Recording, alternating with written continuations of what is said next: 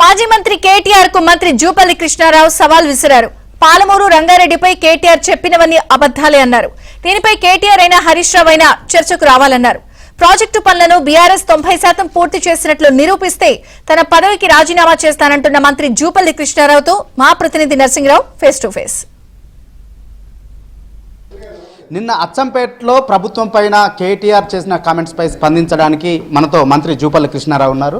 Sir చెప్పండి, మహబూబ్ నగర్ జిల్లాకి ఆల్మట్టి ఎత్తు పెంచితే తీవ్రమైనటువంటి నష్టం జరుగుతుంది. అసలు మహబూబ్ నగర్కి చుక్క నీరు వచ్చేటువంటి అవకాశమే లేదు. ముఖ్యమంత్రి కావచ్చు, ఆ జిల్లాకు సంబంధించినటువంటి మంత్రులు కావచ్చు, పులిలా కొట్లాడి దాన్ని ఆపుతారా లేదంటే పిల్లులుగా మారిపోతారా అనేటువంటి ఒక కమెంట్ చేశారు. ఏంటి నిజంగా మీరు దాన్ని ఆపడానికి ఏమైనా ప్రయత్నాలు చేస్తున్నారా? మీరు ఇంకా స్పష్టంగా అడుగులేరు. ఆయన మాట నేను విన్నా. రేవంత్ రెడ్డి పులి కాదు పిల్లి అని మాట్లాడాడు.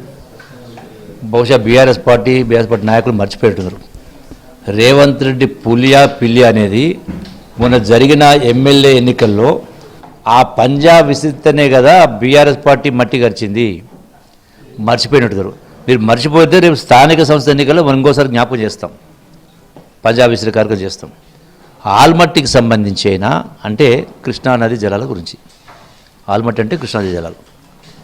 కృష్ణానది జలాల గురించి అయినా గోదావరి జలాల గురించి అయినా మాట్లాడేటువంటి నైతికత వాళ్ళకు లేదు. Number 1 point. ఎందుకు లేదంటే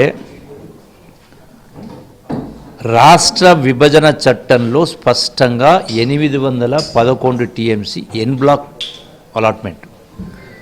అది నదీ పరివాహక ప్రాంతం ఏ రాష్ట్రంలో ఎంత ఉంటే ఆ లెక్క ప్రకారం హక్కు వస్తుంది. అది అంతర్జాతీయ జల సూత్రాల ప్రకారం కూడా తెలంగాణ రాష్ట్రానికి 513 అంటే 69% వస్తుంది.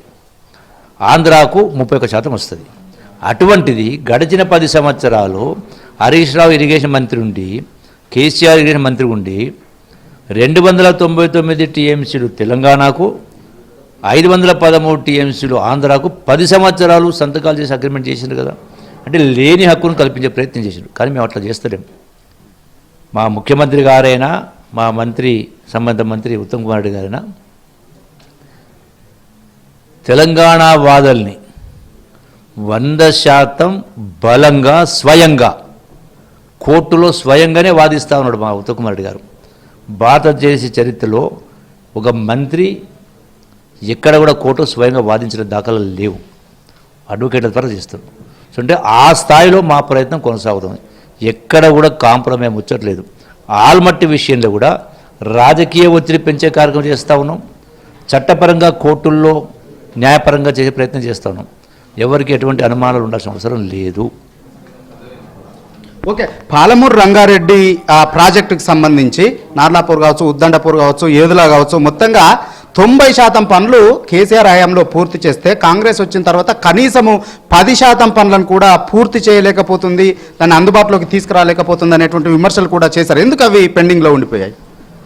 నేను ఇప్పుడు కేటీఆర్కు బీఆర్ఎస్ పార్టీ ఛాలెంజ్ చేస్తా ఉన్నా. పాలమూరు ప్రాజెక్టు 90% పూర్తయినట్టయితే బహిరంగంగా రికార్డుల పరంగా నేను వస్తా. ఎవరు అవసరం లేదు. కేటీఆర్ వస్తాడా, హరీష్ రావు వస్తాడా, బహిరంగ రికార్డు తీసుకుంటా. మీరు ఖర్చు పెట్టింది 30,000 కోట్లు. పంపులు, మోటార్లు, సర్జిపూళ్ళు, పంప్ హౌజులు, రిజర్వాయర్స్, ఆ రిజర్వాయర్ లింక్ కెనాలు ఇచ్చిండ్రు. ఆ లింక్ కెనాల్ ఇంకా పూర్తి కాలే, ఫైన్.